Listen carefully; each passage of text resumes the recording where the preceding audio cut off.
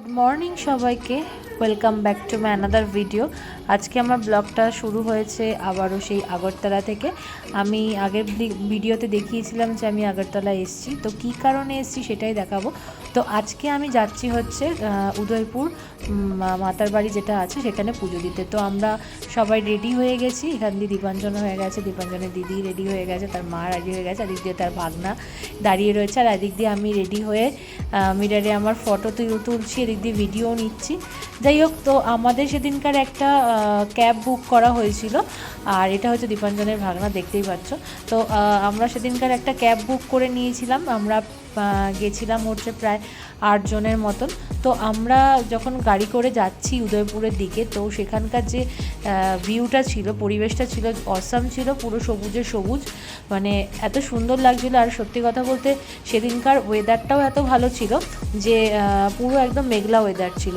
আর সেদিনকার হাফ রাস্তা যখন আমরা সিপাহীজলা অবধি এসেছিলাম, তো সেখানে যখন সিপাহীজলাতে একটু নেমেছিলাম একটু চা খাওয়ার জন্য, তো সেখানে হচ্ছে বাদরে পুরো ভর্তি ছিল, সেটারে আমি ভিডিওটা ক্যাপচার করছিলাম। আর ভয় লাগছিল যে হাত থেকে না চা বিস্কিট সব টেনে নিয়ে চলে যায়। তো ওখানে বসে আমরা ঘুরে একটুখানি 5-10 মিনিট মতন বসেছি, চাটা খেয়েছি, তারপরে সেখান থেকে কিছু ফটোজ আমরা নিয়েছি। তারপরে ওখান থেকে আবার সোজা রওনা দিয়ে দিয়েছিলাম উদয়পুরের উদ্দেশ্যে। আর এদিকে দিদিভাই বলছে যে ভিডিও করছো তো করো। তো যাই হোক, কিছুক্ষণ ওখানে বসলাম, বসে তারপরে ওখান থেকে আবার যখন উদয়পুরের দিকে রওনা দিলাম, আমাদের 2টো ক্যাব নেওয়া হয়েছিল। তো একটা তারপরে আমরা আমাদের এই যে দেখতেই পাচ্ছ যে কফিটা আমার হাতে চলে এসেছে, তো আমি ভয়তে ওই দিক থেকে সরে এসেছিলাম, কারণ বলা যায় না কখন একটা বাদর এসে আমার হাত থেকে টান দিয়ে নিয়ে চলে যাবে। যাই হোক, এদিকে তো আমরা বসে গেছি, খুবই হাওয়া, পরিবেশটা সেদিনটা খুব ভালো লাগছিল, ওয়েদারটা অসাম ছিল। ভাবছিলাম যে হয়তো খুবই গরম থাকবে, বাট না, ভাগ্যটা খুবই ভালো ছিল।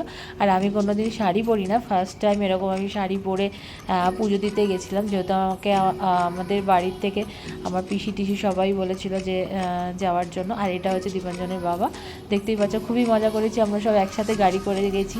তো কিছুক্ষণ পরেই প্রায় 50 কিলোমিটারের রাস্তা, তো প্রায় আমরা খুব ফাস্টই পৌঁছে গেছিলাম। আমরা এই গাছগুলো যে দেখছো এগুলো হচ্ছে রাবার বাগান, এখানে রাবার চাষ হয়। আর এটা হচ্ছে যাওয়ার রাস্তাটা, কতটা সুন্দর দেখতে পাচ্ছ, কতটা সবুজে সবুজ, অসাম পরিবেশ। সত্যি হয়তো এটা এই সাইডে এলেই হয়তো এরকম একটা পরিবেশ সত্যি ফিল করতে পারা যায়। আর দেখতে পাচ্ছ উদয়পুর আমরা পৌঁছে গেছি, আর এখন উদয়পুরের একটা কাজ চলছে, বড় প্রজেক্ট চলছে, উদয়পুরটাকে নতুন করে সাজানো হচ্ছে। তো আমি পৌঁছে গেছি, আর এটা হচ্ছে আমি যা যা ঠাকুরের জন্য নিয়ে গেছিলাম সেগুলো দেখতে থাকো।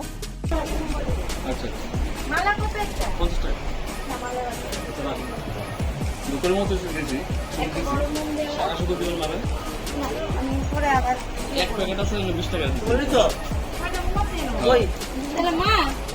এক প্যাকেট সারা মুগ নিয়ে এলেছি। 20 টাকা নেব। 6টা বড় মুগ নিয়ে এলেছি আর কি করে।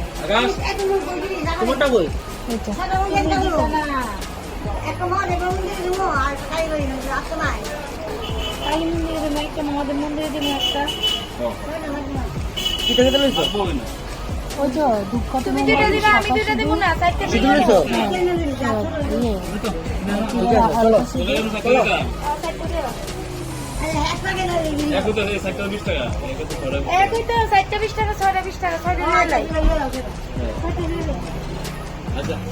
দেখতেই পেলে আমি আমার ডালাটা সাজিয়ে নিচ্ছিলাম। আমি কলকাতা থেকে আমি এখান থেকে নিয়ে এসেছিলাম মায়ের জন্য একটা বেনারসি, আর এখানে আসার পর আমাকে বলা হলো যে একটা মাকে ওড়নাও, বেনারসির সাথে ওড়নাও দিতে হয়।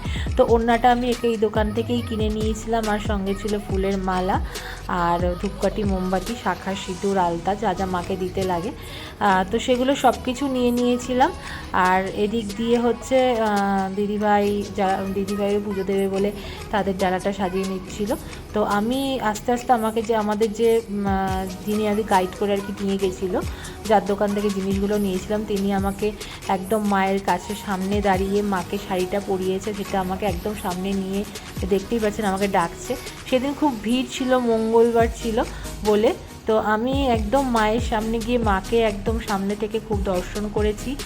আর আমাকে দেখিয়েছে যে মাকে যে শাড়িটা পরাচ্ছে সেটা আমাকে একেবারে দেখালো। এই যে দেখতেই পাচ্ছেন পুরোহিত মশাই আমার দেওয়া লাল রঙের বেনারসিটা মাকে পরাচ্ছে।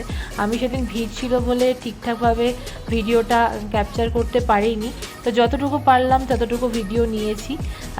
অনেক দিনের আশা ছিল যে মাকে লাল বেনারসি আমি দেব, কিন্তু আমার আর একটা স্বপ্ন ছিল যে মার গায়ে শাড়িটা সুন্দর করে পরাবে।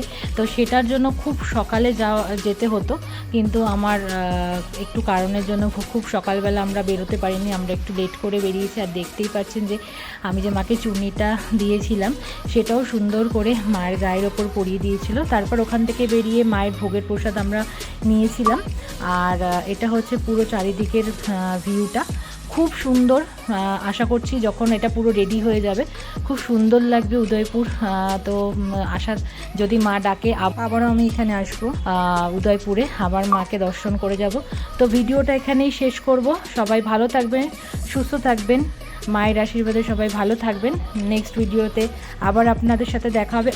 আর হ্যাঁ, যেখানে আমি আরেকটা গেছিলাম সেটা হচ্ছে পাগলি মাসি বাড়ি, সেটা হচ্ছে মেলাঘরে। ইনিও খুব জাগ্রত। তো উনি বেঁচে থাকতে আমি এখানে কিন্তু এসে দর্শন করেছি। আর এখন উনি নেই, উনি গত হয়েছেন। তো এখানেই ওনাকে সমাধি দেওয়া হয়েছে। তো যাই হোক, ভিডিওটা এখানে শেষ করলাম। সবাই ভালো থাকবেন, সুস্থ থাকবেন, আর আমার ভিডিওতে সাপোর্ট করবেন। Tata, bye bye.